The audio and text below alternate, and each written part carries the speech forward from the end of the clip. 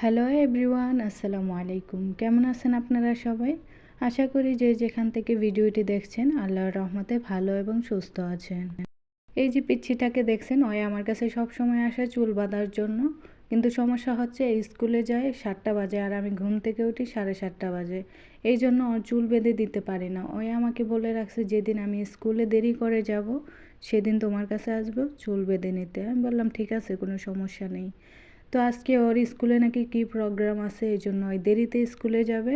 তো চলে আসছে আমার কাছে চুল বাঁধার জন্য। দুঃখের বিষয়, যখন ও আসছে তখন আমার হাতে কাজ ছিল, তাই অন্য কোনো ডিজাইন করতে পারিনি।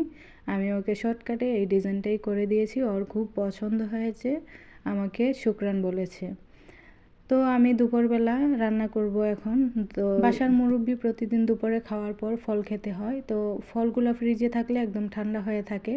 তো আমি আগেই বের করে ধুয়ে রেখে দিই যাতে একটু গরম হয়। আর কিউই ফলটা আমার খুব পছন্দ। অন্যান্য ফলগুলো আমি কেটে খাবো আলসিতে, আমি কখনোই খাই না। তো কিউই ফলটা আমার খুব পছন্দ, আমি যখনই ধুইতে যাই একটা করে কেটে খাই।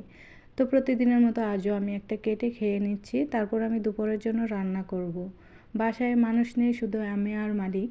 আমার ম্যাডাম এখনও আসেনি, আসবে কালকে। আগে থেকে রান্না করা পাট শাক ছিল, আমি গরম করে নিয়েছি। তো আমরা দুজন মানুষ ছিলাম, দুজনের জন্য হয়ে যাবে। তো শেষ হয়ে গেলে আবারও রান্না করব, কারণ পাট শাক ছাড়া একদিনও আমার মালিকের চলে না। ওনাকে প্রতিদিনই পাট শাক রান্না করে দিতে হয় এইভাবে।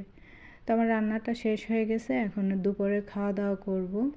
আল কাসিম থেকে এসে শরীরটা অনেক খারাপ লাগতেছে, জ্বর, ঠান্ডা, মাথা ব্যথা প্রতিদিনই। 3 দিন হয়েছে আসছি, এই 3 দিনই আমার এই অবস্থা।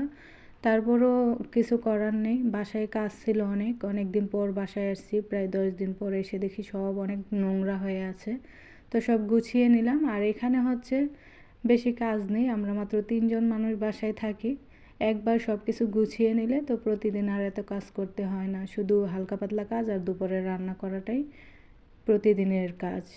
তো আমি রান্না করে পাট শাক দিয়ে খেয়ে নিচ্ছি। আর আমাদের বাসায় তো পাট শাক সবসময় থাকে, আপনারা জানেন।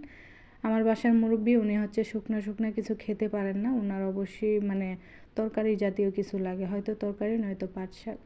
তো আমি রান্না করে খেয়ে নিচ্ছিলাম, অনেক মজা হয়েছে। আর আজকে রান্নাতে অনেক বেশি তেল হয়ে গেছিলো। অল্প রান্না করছি, তাই তেলের পরিমাণটা বুঝতে পারিনি, বেশি পড়ে গেছে। কারণ আমরা তেল বেশি খাই না, আমাদের গ্যাস্ট্রিকের প্রবলেম আছে। মশলাও বেশি খাই না আমরা, আর মরিচ তো একদমই খেতে পারি না। তারপরেও আমি মাঝে মধ্যে এই ক্যাপসার সাথে যে মরিচটা দিই ওইটা ডলে খাওয়ার চেষ্টা করি। অল্প একটু খাওয়ার পর মুখে একটু জাল লেগে গেলে পরবর্তীতে আর খাওয়ার সাহস হয় না। আর এই যে শাকটা দেখতেছেন, অনেক আপুরা জিজ্ঞেস করেন এটা কী শাক, কাঁচা কেন খাই। এটা আপু শাক না, এটা হচ্ছে ক্যাবেজের মতোই একটা, এটা হচ্ছে কাঁচাই খায় ভাতের সাথে। আমাদের দেশের মূলা শাক, তারপর পালং শাকের মতো অনেকটা দেখতে, কিন্তু এটা খেতে ভালোই লাগে সাদা ভাতের সাথে বা যে কোনো কিছুর সাথে খেতে ভালো লাগে। তো দুপুরের খাবারটা খেয়ে আমি চলে যাব রুমে ঘুমাতে। ঘুম থেকে উঠে এসে আবার চা কফি বানাতে হবে।